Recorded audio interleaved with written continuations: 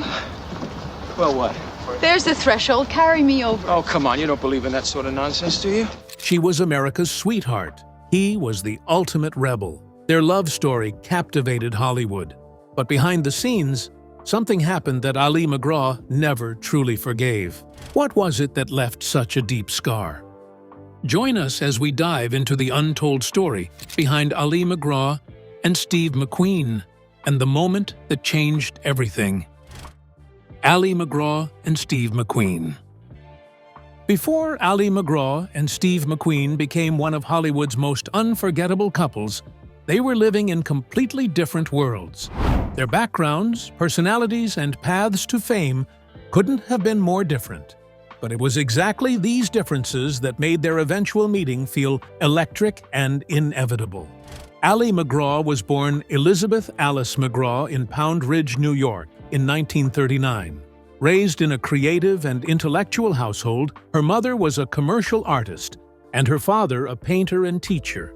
Her upbringing had a mix of privilege and struggle. Though her parents were educated and artistic, money was often tight, and her father's temper created tension in the home. Ali grew up sensitive and thoughtful, and these qualities stayed with her throughout her life. After attending Wellesley College, one of the top women's schools in the country, Ali began her career not as an actress, but in fashion. She worked as a model and as an assistant at Harper's Bazaar magazine. With her natural style, classic beauty, and quiet strength, she stood out in the fashion world. She wasn't flashy, but she had something that felt real and magnetic. In 1969, she married Robert Evans, a powerful and ambitious producer at Paramount Pictures. Evans played a major role in her career. He believed in her talent and helped guide her toward acting. With his support, Ali landed a starring role in Goodbye Columbus, which brought her early success and a Golden Globe. But it was Love Story that made her a star. The film became a massive hit. Audiences were drawn to her emotional performance and soft presence on screen. She became an icon almost overnight. Love Story turned her into the face of a new kind of movie star. Natural, intelligent, and effortlessly stylish. Steve McQueen's early life was full of chaos. Born in 1930 in Indiana, he never knew his father, and his mother, who struggled with alcohol, left him in the care of relatives. He spent his youth bouncing between homes, often getting into trouble. He was dyslexic, had a hard time in school, and joined street gangs as a teenager. Eventually, he landed in a reform school. At age 17, McQueen joined the U.S. Marine Corps, which gave him structure for the first time in his life. After leaving the military, he worked a series of odd jobs until he discovered acting. He enrolled at the Actors Studio in New York, and soon after, his career took off. McQueen's breakout came with the TV show Wanted, Dead or Alive in the late 1950s. But it was his movie roles that made him a legend. Films like The Magnificent Seven, The Great Escape, Bullet, and The Thomas Crown Affair turned him into a superstar. He was rugged, quiet, and masculine in a way that audiences hadn't seen before. People called him the King of Cool because he seemed calm and in control, even in the most intense scenes. But McQueen was a complicated man. He had a deep fear of losing control and a strong need to be in charge of his life and the people in it. He loved racing cars and motorcycles, not just for fun, but for the sense of power and freedom it gave him. He was also known to be difficult on set, often clashing with directors and co-stars. In his personal life, McQueen married Filipino-American actress Neil Adams in 1956. They had 2 children together, and for a while their marriage seemed strong. But McQueen's success brought temptations. He had many affairs and struggled with jealousy and control.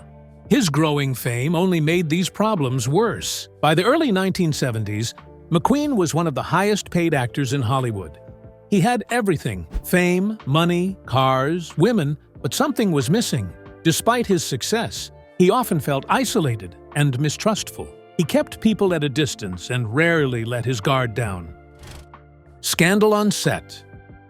By the early 1970s, Ali MacGraw and Steve McQueen were at the top of their careers, Both were famous, beautiful, and admired around the world. But when they came together on the set of The Getaway, their connection would soon become more than professional. What started as an exciting film project quickly turned into a passionate affair, one that caused personal heartbreak, public scandal, and a major shift in both of their lives. The Getaway was based on a novel by Jim Thompson and was originally planned as a gritty, fast-paced crime film. Steve McQueen was already attached to star in the lead role of Doc McCoy, a criminal released from prison to pull off one last heist. The movie needed a strong female lead to play his wife, Carol. It was a demanding role that required chemistry, emotion, and strength. That's when Robert Evans, Ali MacGraw's husband and a powerful executive at Paramount Pictures, stepped in. He helped secure the rights to the film and was involved in early production decisions. Evans was a huge supporter of Ali's career, and he believed The Getaway could be her next big step after Love Story. He used his influence to push for her to star opposite McQueen. He even helped convince director Sam Peckinpah to cast her. At first, the set looked like a perfect opportunity for everyone involved. McQueen was working on a film that fit his action star image. Ali was getting a major new role that would show her range. And Evans thought he was helping his wife grow as an actress while continuing to build his own reputation as a successful producer. But things didn't go as expected. From the start of filming, there was a noticeable energy between McQueen and McGraw. On screen, they played a couple on the run, facing danger together. Off-screen, their connection grew quickly. Crew members later said it was obvious there was something going on. They would spend time together between takes, laugh during private conversations, and often seemed unusually close. Robert Evans was unaware of the affair at first. He believed his wife was working hard and doing well in a difficult role. He visited the set occasionally, but didn't see what was happening behind the scenes. Meanwhile, gossip started to spread in Hollywood circles. People were beginning to talk. Ali and Steve's affair remained a secret for a while, but it became harder to hide. They started spending more time together outside of work. Their chemistry was undeniable, and it went far beyond acting. Both were married, Steve to Neely Adams and Ali to Robert Evans. But their marriages were already strained. The affair became a way for them to escape their personal problems, even if it meant causing pain to others. Steve McQueen, who had a history of being jealous and controlling, became possessive even before their relationship was official. He didn't like other men talking to Ali or getting close to her. Some people on set noticed how protective he became. It was a sign of how serious his feelings were, but also how intense things were becoming. Eventually, Robert Evans found out.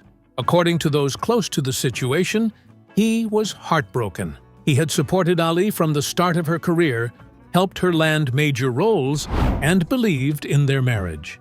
Discovering that she had fallen in love with the man he helped cast alongside her was a painful betrayal. Ali made the choice to leave Evans and be with McQueen. It was not a decision she took lightly, but she felt deeply connected to Steve. She said later that it felt like she had no choice. Her heart was already gone. The reaction from the public and the industry was intense. Tabloids ran stories about the affair. Photos of the couple together started to appear. Ali went from being seen as America's sweetheart to being judged for leaving her husband. Steve, who was already known as a rebellious figure, didn't care much about public opinion, but Ali was hurt by the way people turned against her. But the real drama hadn't even begun yet. Marriage would test them in ways no film ever could. Behind closed doors. When Ali MacGraw married Steve McQueen in 1973, many people thought they were a perfect match. Both were famous, attractive, and coming off huge career highs. Their romance had been intense and public, but once the excitement faded and real life began, their relationship faced problems that fame couldn't fix. Their marriage was filled with passion and love, but also with ego, control, jealousy, and isolation. After their wedding, Ali and Steve moved into a quiet house in Trancas Beach, a peaceful area in Malibu, California. It was private, with few neighbors and lots of open space. That's exactly how Steve wanted it. He didn't like the spotlight and hated Hollywood parties. He preferred to live far away from the noise, cameras, and social circles that came with being a movie star.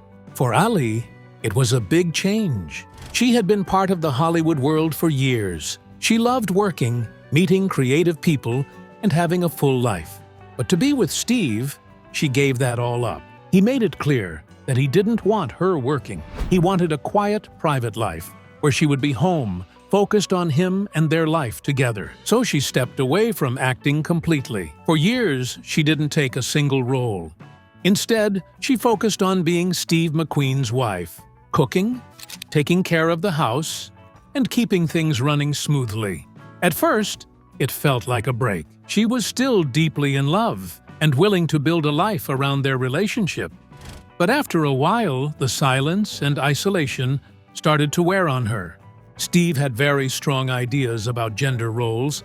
He believed that as the man, he should be the one in charge, and that Ali, as his wife, should stay home and support him. He expected her to take care of things without complaint. He wanted her to cook, clean, and be available to him whenever he needed attention or comfort. Ali, on the other hand, had always been independent. She had built a successful career and had her own voice. Giving all of that up made her feel invisible. Over time, she started to lose her sense of identity. She missed working. She missed being seen for who she was, not just as Steve McQueen's wife. Steve also struggled with trust and control. He was known to be paranoid, even with people he loved. He didn't like her spending time with other men, even in innocent situations. He didn't want her going out too often or doing things that he couldn't be part of. His need to be in control of every part of their life put pressure on Ali. It felt like she was walking on eggshells, never sure what might upset him next. Their relationship was full of power struggles. Steve was uncomfortable with how famous Ali was when they met. Her role in Love Story had made her a household name. People admired her, and that made him nervous. He didn't like the idea of being with a woman who was more respected in some circles than he was. That discomfort only grew after they married. Even though Ali stopped acting, Steve still felt insecure. He wanted to be the star in their home and in their public life. Any attention she received made him feel uneasy. In return, Ali tried to keep things calm. She avoided doing anything that might trigger his jealousy, but it meant hiding parts of herself. Ali later admitted that she started to feel emotionally numb. She wasn't acting, writing, or creating. She wasn't meeting new people or being challenged intellectually. She was stuck in a quiet house, waiting for Steve to come home from racing or riding his motorcycles. She loved him, but she didn't love the life she was living. Steve also had his frustrations. He didn't fully understand why Ali needed more than just their relationship. In his mind, providing a nice home and asking for loyalty should have been enough, but he couldn't see how deeply unhappy she was becoming. He had his own emotional struggles, fears of betrayal, anger from his past, and a deep fear of being vulnerable. That made it hard for him to be open or supportive when she needed him most. And soon, the pressure would explode, leading to betrayal, heartbreak, and the end of it all. McQueen's secrets.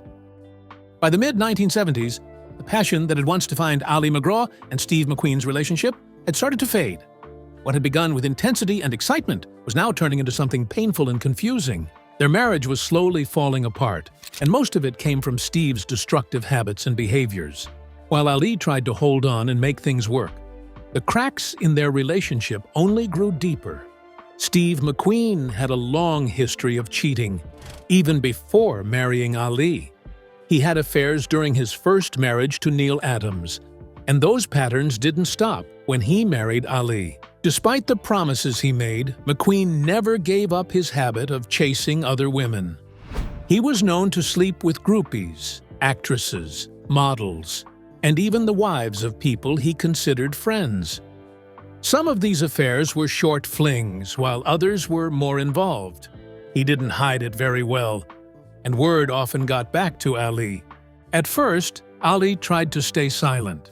She loved Steve and believed in their bond, so she tried to look past it. But as the affairs continued, she began to feel humiliated and hurt. She tried to confront him, hoping he would take responsibility or explain why he kept betraying her. But Steve rarely gave her the honesty she needed. He would either get angry, change the subject, or deny what was clearly true. Sometimes, he would just leave the house in the middle of the fight and disappear for hours or days. Eventually, Ali began to live in a kind of emotional survival mode. She stopped asking questions. She kept her anger and sadness to herself. She didn't want to leave him, but she didn't know how to live with the constant pain. Friends noticed that she seemed quieter, more withdrawn, and less like herself. It was as if she was slowly fading away in the shadow of Steve's actions. The 1970s were a wild time in Hollywood. Drugs were everywhere. On sets, at parties, and inside people's homes. Cocaine, marijuana, pills, and alcohol were part of the culture. And Steve was no exception. He had always lived on the edge, whether it was with cars, motorcycles, or his lifestyle. As the years passed, he partied more and more. He stayed out late, surrounded by people who encouraged bad behavior. These weren't friends who cared about him. They were people who fed into his ego and helped him escape reality. Ali, who had once enjoyed being part of the Hollywood world, now found herself feeling uncomfortable and disconnected. She didn't want to live in a haze of drugs and late-night parties. She tried to stay grounded, but Steve kept getting pulled deeper into that scene. He wasn't the man she had met on the set of The Getaway. He was becoming unpredictable, angry, and more emotionally distant. His substance use only made his behavior worse. He became more paranoid and controlling. He didn't trust people, and he didn't like feeling vulnerable. He wanted to be in charge of everything: what Ali wore, who she talked to, where she went, and even what she said in public. The drugs didn't help his mood or his ability to communicate. If anything, they made him harder to reach. As Steve pulled away, Ali was left feeling completely alone. She had given up her acting career to be his wife. She had moved to a remote beach house to give him the privacy he wanted. She had accepted his moods, his jealousy, and even his infidelity. But now she was starting to feel like she didn't even exist in her own marriage. When she tried to talk to him about her feelings, he didn't want to listen. Steve wasn't someone who believed in therapy or emotional openness.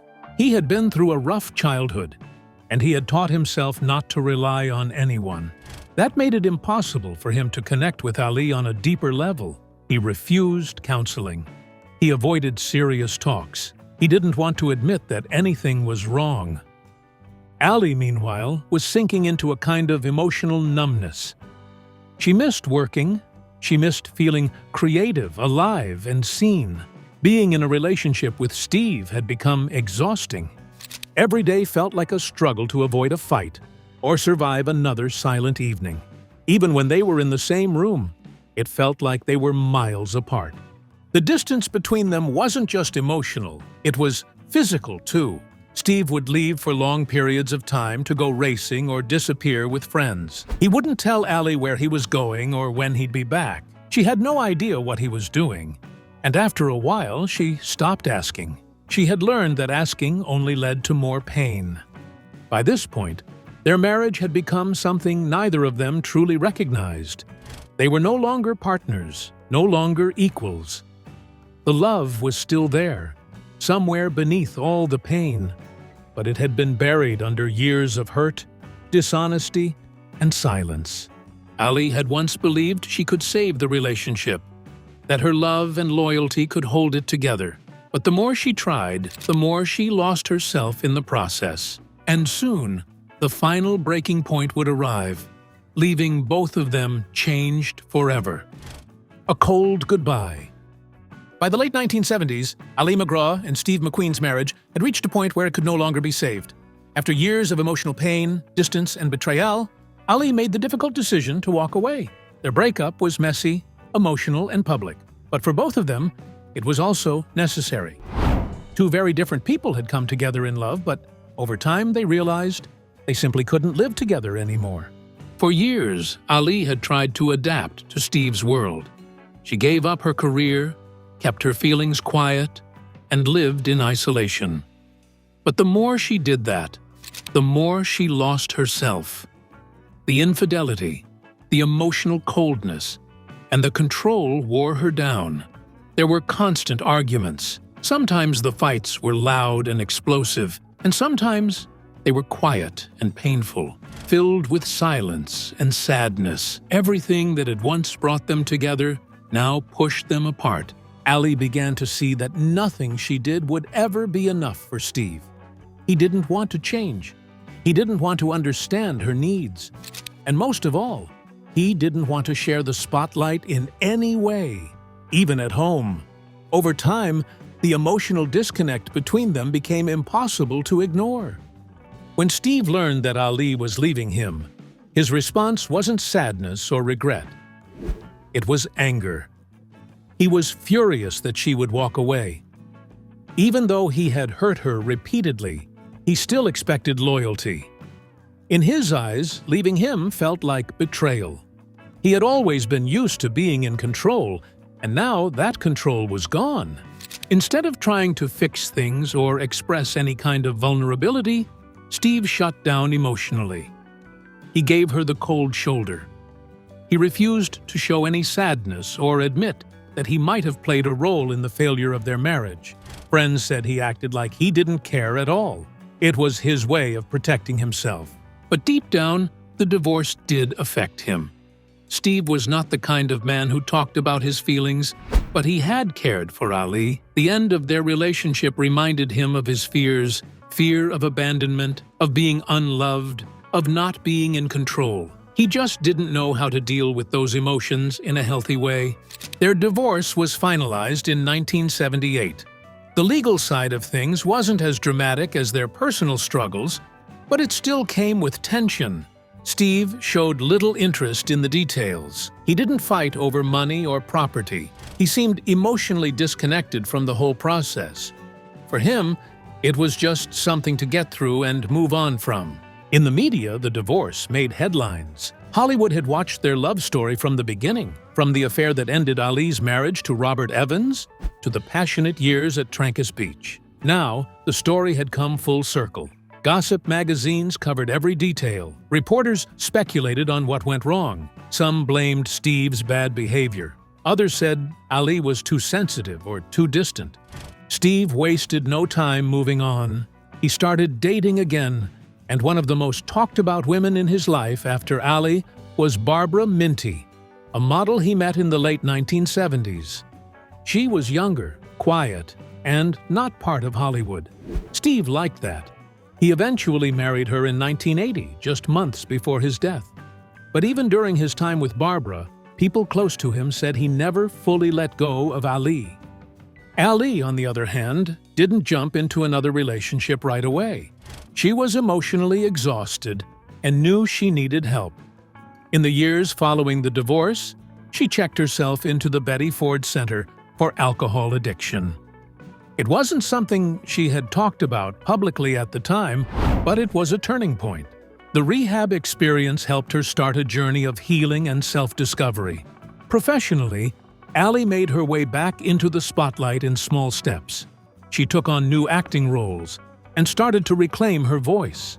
But the scars from her marriage to Steve were still there. In interviews years later, she spoke honestly about the pain and confusion she felt during that time, but she also spoke about how much she had loved him, even when things were at their worst. Steve's final days. By the end of the 1970s, Steve McQueen's life had taken a sharp turn. Once Hollywood's highest-paid actor and the king of cool, his career had slowed down. His body was failing, and his world had become much smaller. After years of living on the edge, pushing his body with racing, smoking, and late nights, McQueen found himself face-to-face with something he couldn't outrun: terminal illness. In 1979, McQueen was diagnosed with mesothelioma, a rare and aggressive cancer linked to asbestos exposure. Mesothelioma affects the lining of the lungs, and by the time it's discovered, it's often too late for treatment to work. Doctors believed McQueen had likely been exposed to asbestos in two possible ways. The first was during his time in the U.S. Marine Corps, where asbestos was commonly used in shipbuilding and other military environments. The second possibility came from his film work. Some of his movies, especially action-heavy ones with stunts or pyrotechnics, used asbestos-containing materials in props and costumes. At the time, the dangers of asbestos weren't widely known, especially in Hollywood. When he heard the diagnosis, Steve was shocked, but not defeated. He was still the same man who had lived life on his own terms. Instead of following standard treatments in the U.S., he looked elsewhere. He didn't trust traditional medicine and hated being told what to do, even by doctors. So he traveled to Mexico to pursue alternative treatments. McQueen's trip to Mexico became widely publicized. He went to a clinic in Ciudad Juarez, where doctors offered unproven and controversial treatments, including coffee enemas, raw liver injections, and Laetrile, a chemical derived from apricot pits that was banned in the U.S. for its lack of scientific support. Steve believed that these natural therapies gave him a fighting chance, even if they were criticized by medical experts. Despite the controversy, he remained hopeful. Friends and family later said that he truly believed he might beat the cancer. He was desperate to survive, not for fame or glory, but for a quiet life. He had married again, this time to model Barbara Minty, and he wanted to live a peaceful life far from Hollywood. When Ali MacGraw heard that Steve was dying, she was heartbroken. Their marriage had ended painfully, but she had never stopped caring about him. She later said in interviews that hearing about his illness was devastating. It brought back a flood of memories, some painful, some beautiful. By that point, Ali was already on her own path of recovery and self-reflection. She had been through rehab and had started exploring spirituality. But the news of Steve's cancer was deeply emotional for her. She didn't speak to the press much about it at the time, but those close to her said it shook her deeply. Steve died on November 7, 1980, at just 50 years old. He passed away in a clinic in Juarez, Mexico, following surgery to remove tumors from his abdomen and lungs. The cancer had spread too far, and despite all efforts, his body couldn't keep fighting. Ali, though devastated, handled the loss quietly. She didn't attend his funeral, which was kept very small. But in the years that followed, she spoke with more honesty about what they shared. She described Steve as one of the great loves of her life, even if their relationship had been complicated, even if it had caused her pain. If you found this video as fascinating as we did, don't forget to like, subscribe, and hit the bell icon so you don't miss more videos on Hollywood's most iconic relationships.